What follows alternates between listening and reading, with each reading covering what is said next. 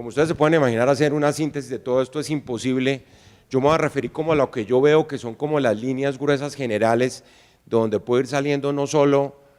un conjunto de ejes de acción conjunta, sino por el otro lado la posibilidad de armar con algunas de las ofertas que ustedes han hecho, proyectos concretos, que eso me parece fundamental. Yo creo que hay una idea fundamental que subyace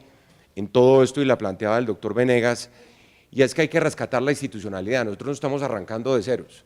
nosotros no estamos en la situación de Venezuela, y aquí hay una institucionalidad fuerte que hay que defender.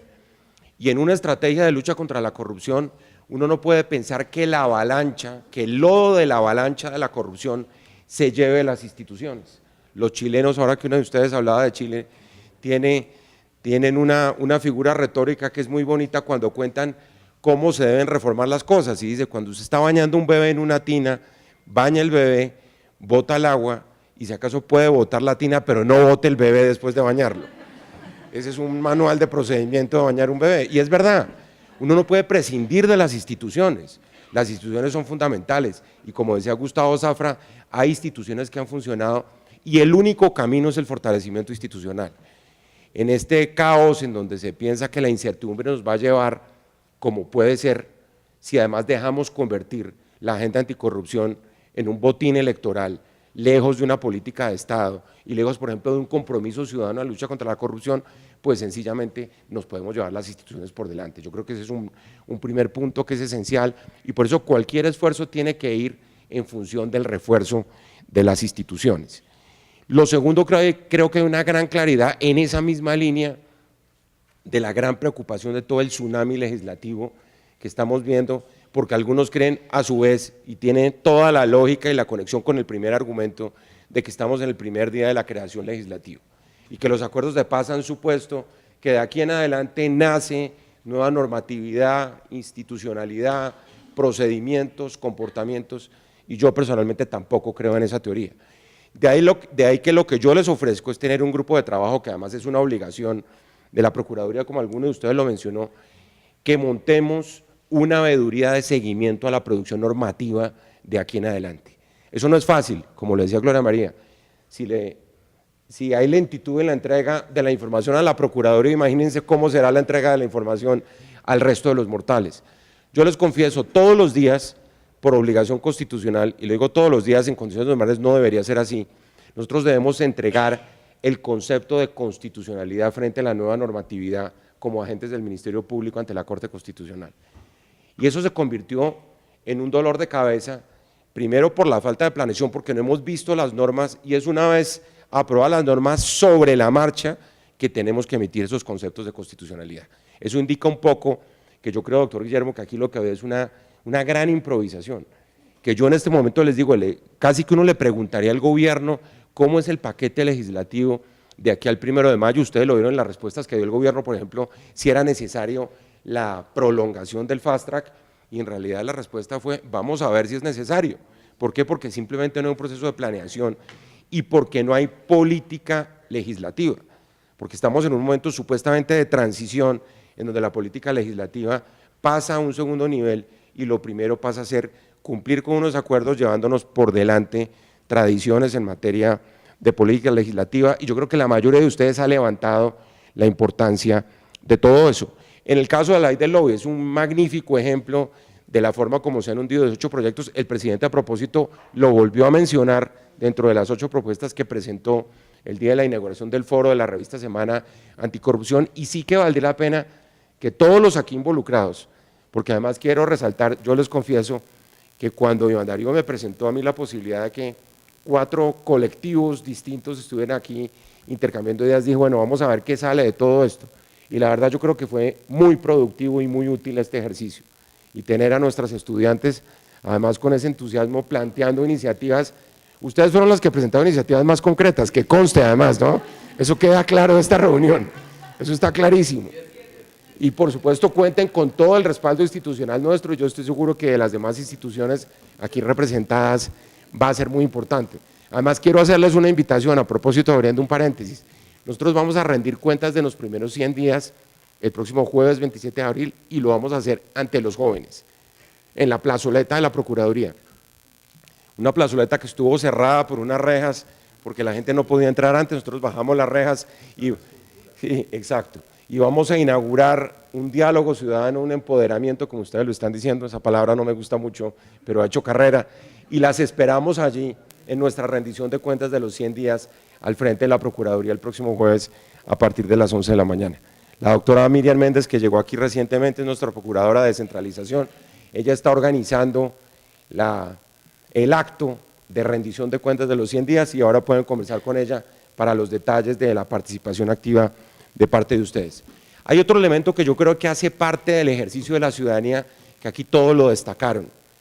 y tiene que ver además con lo que Bruce mencionaba al comienzo, y es cómo todos podemos contribuir al fortalecimiento, yo ni siquiera diría del Estado, Bruce, yo diría de lo público, que es mucho más que eso, porque parte de toda la crisis cultural que estamos viviendo en la definición de las herramientas contra la corrupción, consiste en que son dos caminos que nunca se encuentran. Los funcionarios públicos a nivel local y regional, es lo que uno ve, consideran que el Estado, que lo público es el Estado y que el Estado les pertenece a ellos. Por eso tienen tanta desfachatez en el manejo de los recursos públicos. Un alcalde considera que el presupuesto del municipio, él a sus anchas dispone del presupuesto público. Y su concepción de lo público se limita a que esto es del Estado y yo soy el representante del Estado. Y fíjense por dónde va esa vía. Y el resto de la ciudadanía, sobre todo los que no están en el Estado, consideran que lo público no los toca. Entonces lo público se queda, lo verdaderamente público, lo que no es el Estado, ni es el sector privado, se queda completamente suelto. Hubo alguien que diseñó, por ejemplo,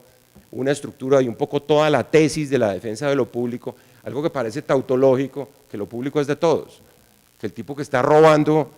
el patrimonio del Estado, lo decía el presidente Roosevelt cuando configuraba la gravedad de un crimen contra el Estado, que es el de la corrupción, es decir, es que lo más grave que pasa en la corrupción es que el pecado es doble o triple, porque es un pecado contra toda la sociedad y en el caso particular de los sectores sociales, contra los menos favorecidos dentro de una sociedad. Y eso es muy importante tenerlo en cuenta, porque entonces lo que hay que defender es la defensa de lo público. Y les decía, la teoría sociológica de lo público no estatal, además, que es lo que da un margen de acción mucho más allá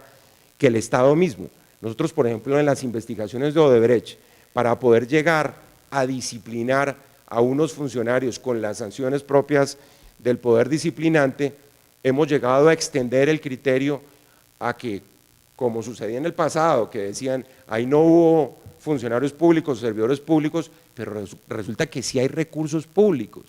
y resulta que hay funcionarios del sector privado que desempeñaban funciones públicas, y eso aumenta el radio de acción, por ejemplo, de la acción disciplinante de la Procuraduría. Todo ese tema, yo le oía a los muy ilustres dirigentes gremiales que están acá, todo ese tema de los códigos de conducta, eso es importantísimo, pero yo pensaba, doctor Julián, Bruce, doctor Botero, doctora Mónica, doctor Javier, que por ejemplo sí que valdría la pena pensar en unas estrategias anticorrupción gremiales, algo que cubra necesariamente un gremio con carácter puramente preventivo. Yo sé que están los códigos de conducta, yo les confieso, yo tengo una gran confianza en los códigos de conducta hasta que un día me encontré el código de conducta de Odebrecht, que me lo encontré hace 15 semanas y era el código perfecto de funcionamiento, de comportamiento de los funcionarios públicos. Lo otro, pero eso tiene fuerza, indiscutiblemente los pactos de probidad sí tienen un compromiso a nivel de acción y a nivel, por ejemplo, de financiamiento de un mecanismo que permita una veeduría ciudadana, eso hace una diferencia. No solo la proclamación de unos grandes principios de que nos damos los golpes de pecho y estamos todos indignados contra la corrupción, sino que tenemos acciones concretas en relación con ese mal. Lo otro es la fuerza de la academia, y perdónenme que lo diga, porque me parece que la oferta que hizo la doctora Vélez de la Javeriana con el doctor Zafra, la oferta que ha hecho el tanque de pensamiento más importante que hay en materia de justicia en Colombia, de lejos, que es la Corporación para la Excelencia de la Justicia, es fundamental, los comentarios del doctor Herrera y del doctor Venegas, todo eso aterriza las cosas, porque al fin y al cabo, como ellos lo decían, aquí se trata de acumular conocimiento y se trata de, digamos, de crear una crónica sobre lo que deben ser o no deben ser las cosas. Alguna de ustedes lo dijo, Lo decía el profesor Cepeda, que es el gran experto en corrupción, decía, no, es que ¿por qué no contamos las historias de los funcionarios honestos? Porque siempre tenemos que contar la historia de los funcionarios corruptos. Creo que tú lo decías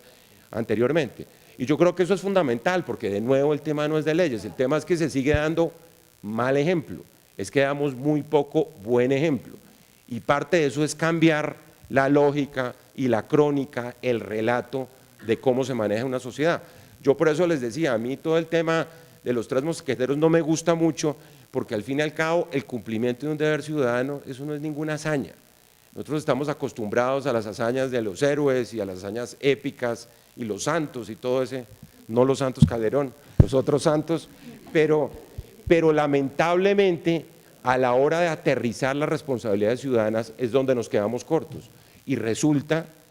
que estos son actitudes, en un país desarrollado, fortalecido y consolidado democráticamente, una actitud de un funcionario honesto, eso no es digna de aplauso porque es simplemente el deber que tiene un ciudadano frente a su comunidad. Pero como estamos en tal proceso de inversión de valores, que resulta que aquí lo que es notable es que un funcionario público cumpla con su deber. Eso es lo más paradójico de todo. Yo creo que aquí la doctora Mónica y tal vez la directora jurídica de Camacol señalaron 2 cosas que son muy importantes. Y me parece que hay un área donde podemos trabajar y es todo el tema de la informalidad, como lo señaló Mónica de Grace. ¿Por qué? Porque la informalidad lleva de una u otra manera a la ilegalidad y la ilegalidad lleva de una u otra manera a la impunidad social, así no a la impunidad legal, pero sí a la impunidad social. Luego, si nosotros podemos montar un programa en esa dirección, que yo se lo decía al Consejo de Estado, ustedes saben que el Consejo de Estado tuvo durante todo el año pasado, por iniciativa de su presidente, un programa de cultura de legalidad, doctor Hernando, que se recorrió todo el país, fueron a 18 o 20 capitales de departamento, pero es que el paso anterior a eso es trabajar sobre la informalidad. Entonces me parece que en esa materia, creo que lo habíamos hablado con el doctor Julián también, y hacerlo a nivel territorial, que ahí es donde yo veo, yo lo sugería muy genéricamente al comienzo, pero me parece que ya después de oírlos a ustedes, me parece que el compromiso de trabajar en las regiones es fundamental. Niñas, tenemos que salir a las regiones, tenemos que estar en el Chocó, tenemos que estar en la Guajira, en el Amazonas, en los antiguos territorios nacionales, porque allí es donde de manera más contundente pega durísimo la corrupción y pegas en los sectores sociales. Luego yo creo que con el acompañamiento, como ya lo decíamos, de Confecámaras, de las cámaras de comercio por supuesto, de FENALCO, de las asociaciones gremiales aquí presentes, si nosotros podemos escoger, por ejemplo, un conjunto de actividades en donde haya alianzas estratégicas con socios locales. Yo les digo, llevamos ¿cuántas, Miriam? Como 10 audiencias ciudadanas, 11 audiencias ciudadanas en los territorios, y claro, uno dice yo llego solo, pero es que si yo llego con la Cámara de Comercio eso tiene otra connotación, si yo llego con las universidades tiene otra connotación, si llego con los jóvenes, por ejemplo, como colectivo, con los que están pensando, como decía Churchill, no en las nuevas elecciones, sino en las nuevas generaciones, pues ya estamos hablando otro idioma, y ese cambio en el idioma es precisamente lo que tiene que funcionar.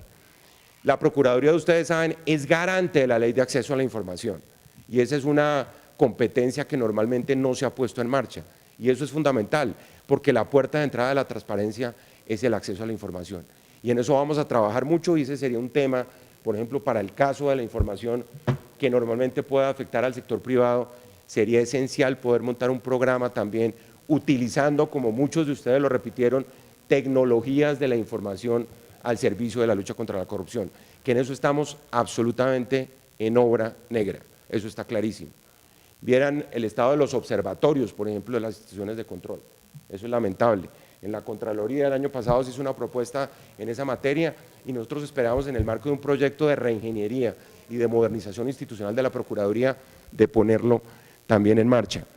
Doctor Guillermo, aceptamos completamente esa idea de tener un enlace con los gremios y de estar mirando y ahí sí como tomándole la temperatura y el pulso a las cosas, a ver cómo van evolucionando. Yo creo que el primer tema tiene que ver con lo que son temas de política legislativa en el marco del Fast Track y de lo que va a entrar al Congreso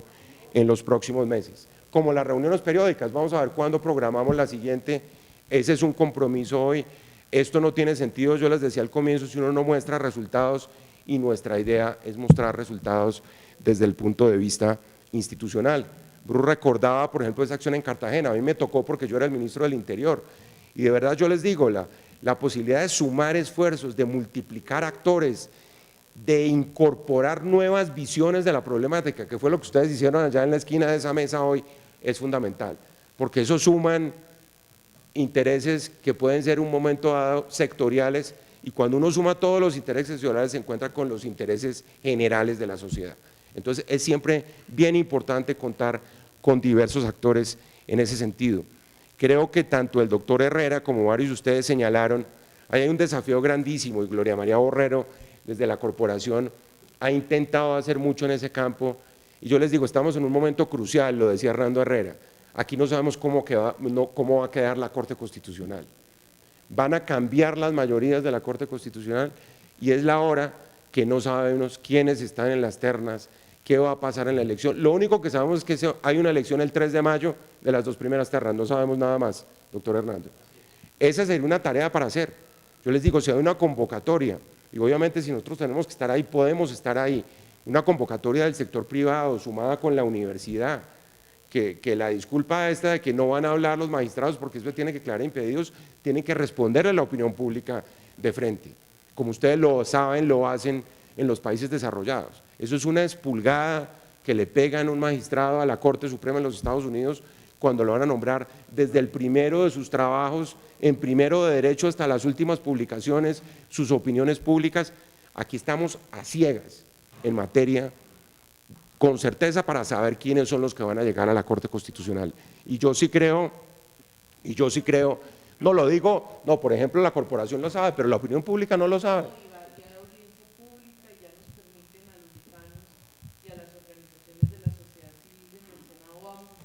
Claro, pero yo insistiría, Gloria María, en que fuera antes de la reunión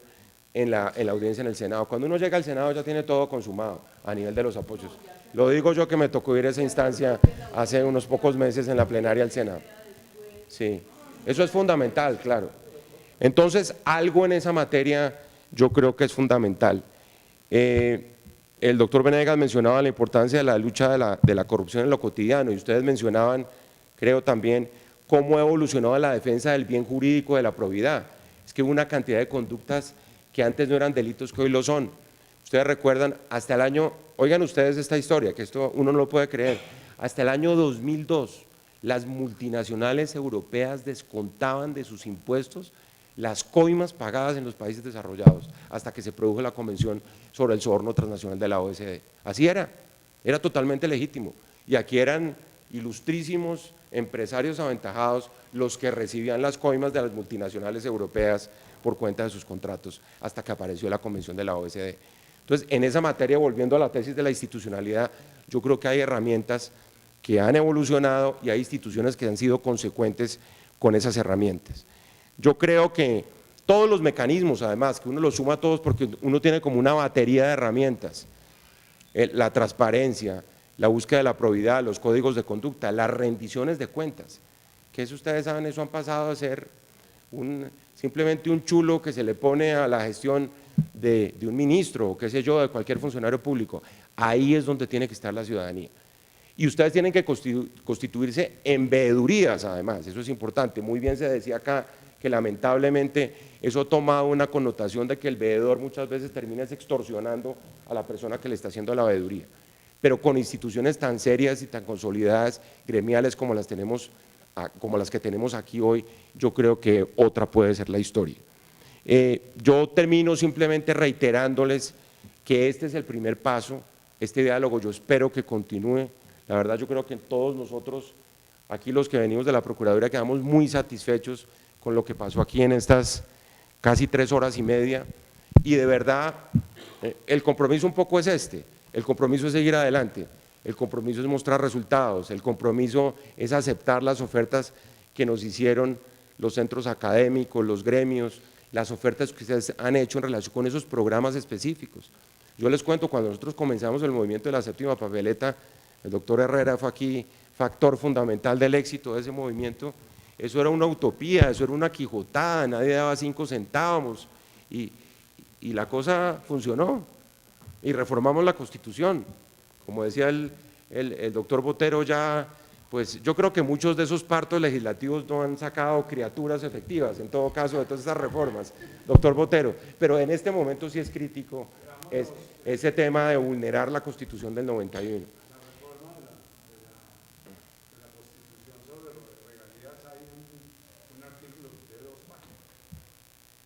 Sí, así es, claro. Y, sí. Claro, y termino pues simplemente diciéndoles que además todo lo que hemos ganado en materia de democracia lo podemos perder de la noche a la mañana, si nosotros nos permitimos o nos damos el lujo, porque además la tendencia en este país ha sido que cuando se hace mal la política, que cuando la política se va por el camino de los intereses menores o de los intereses particulares, resulta que termina sacrificándose la democracia, que eso es lamentable, cuando lo que hay que cambiar es la política y no todo lo que hemos ganado en materia de democracia. Y fíjense lo que está pasando con la descentralización, que nosotros lo hemos resaltado en todos los escenarios donde vamos. La descentralización puede ser la primera víctima de la corrupción. Si los alcaldes y si los mecanismos de control a nivel regional no funcionan, va a pasar simplemente una cosa que sería un gran retroceso, y es recoger todas las competencias que le entregó el Estado central a los gobiernos departamentales y municipales por cuenta de la corrupción. Entonces, yo me voy feliz, les cuento de este ejercicio, les agradezco muchísimo, les vamos a mandar una relatoría muy pormenorizada de las opiniones de cada uno y de lo que creemos nosotros puede ser el camino a seguir de aquí en adelante. Muchas gracias a todos.